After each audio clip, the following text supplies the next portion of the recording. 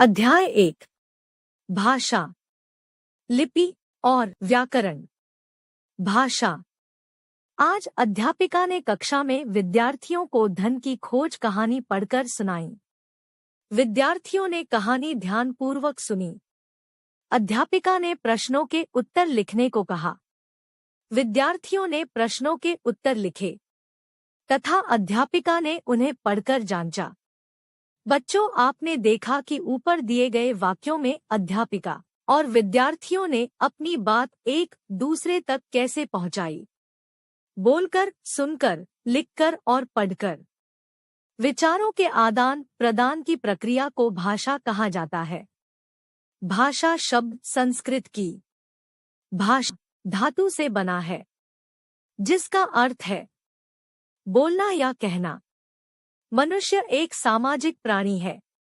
समाज में रहने के लिए उसे अपने विचारों और भावों का परस्पर आदान प्रदान करना पड़ता है।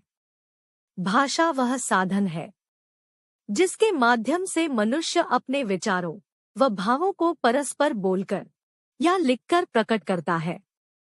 हेलो जय, कैसे हो? मीना, मैं बिल्कुल ठीक हूँ। इस प्रकार भाषा के दो रूप हैं। 1. मौखिक भाषा। 2.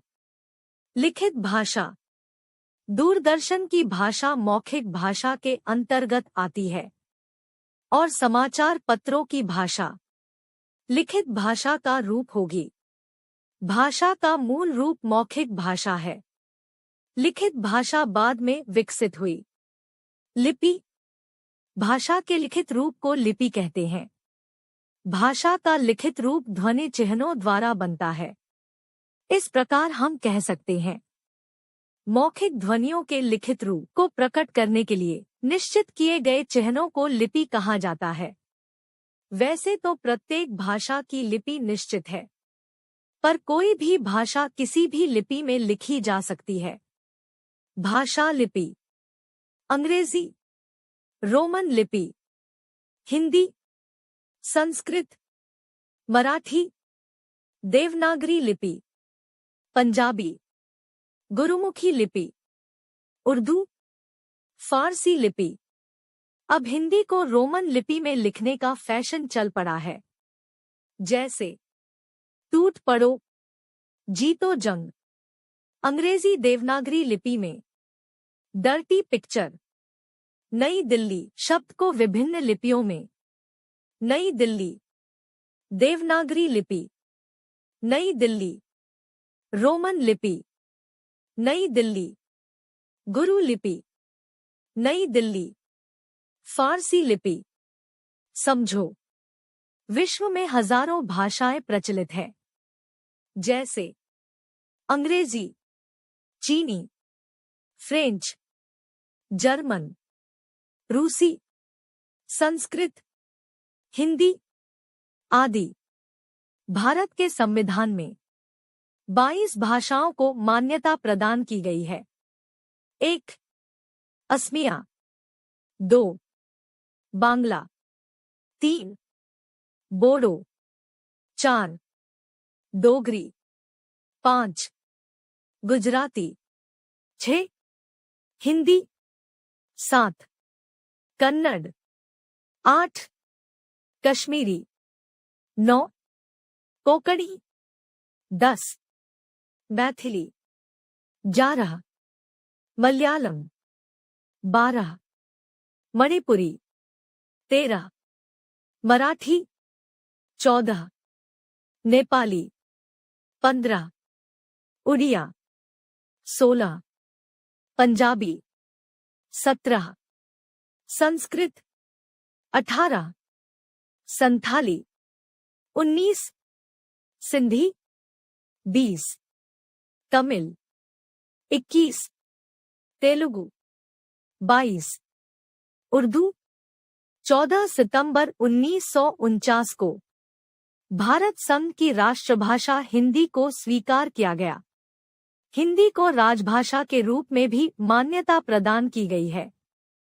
विशाल भू-भाग की भाषा होने के कारण हिंदी की अनेक बोलियां हैं, जैसे हरियाणवी, खड़ी बोली, ब्रजभाषा, बुंदेली और राजस्थानी। उत्तर प्रदेश, उत्तराखंड, हरियाणा, हिमाचल प्रदेश, राजस्थान, मध्य प्रदेश, छत्तीसगढ़, बिहार, झारखंड, दिल्ली आदि राज्यों की शिक्षा एवं प्रशासन की भाषा हिंदी है। बंगाल, उड़ीसा, आंध्र प्रदेश, महाराष्ट्र, गुजरात और पंजाब आदि क्षेत्रों की संपर्क भाषा हिंदी है। व्याकरण भाषा एक व्यवस्था है। जहां भी कोई व्यवस्था होती है वहां उसके कुछ नियम होते हैं। इसीलिए हर भाषा के अपने नियम होते हैं। नियमों की इस पूरी व्यवस्था को ही व्याकरण कहते हैं। व्याकरण के नियमों को सीखने के बाद विद्यार्थी भाषा का शुद्ध प्रयोग समझने लगता है। नीचे लिखे वाक्यों को पढ़िए। हम कक्षा 6 में पढ़ता है। मेरी स्कूल बहुत बड़ी है।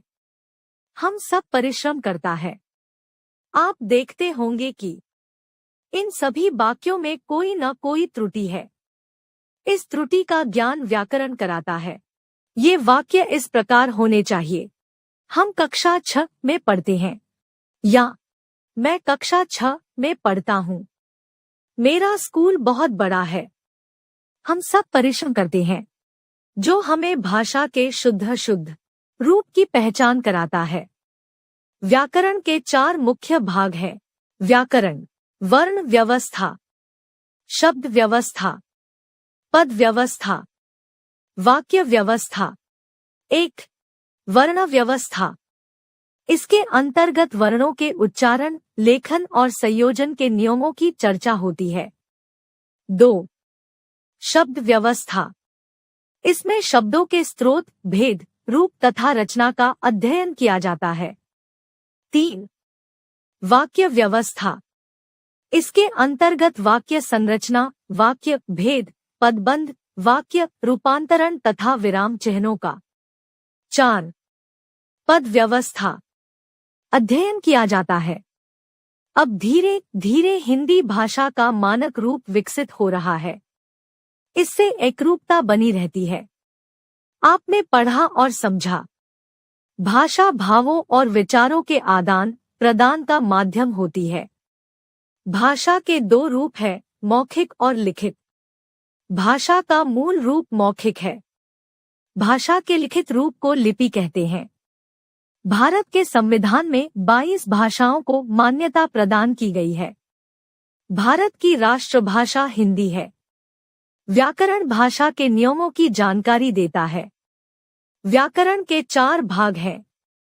वर्ण व्यवस्था, शब्द व्यवस्था, पद व्यवस्था और वाक्य व्यवस्था।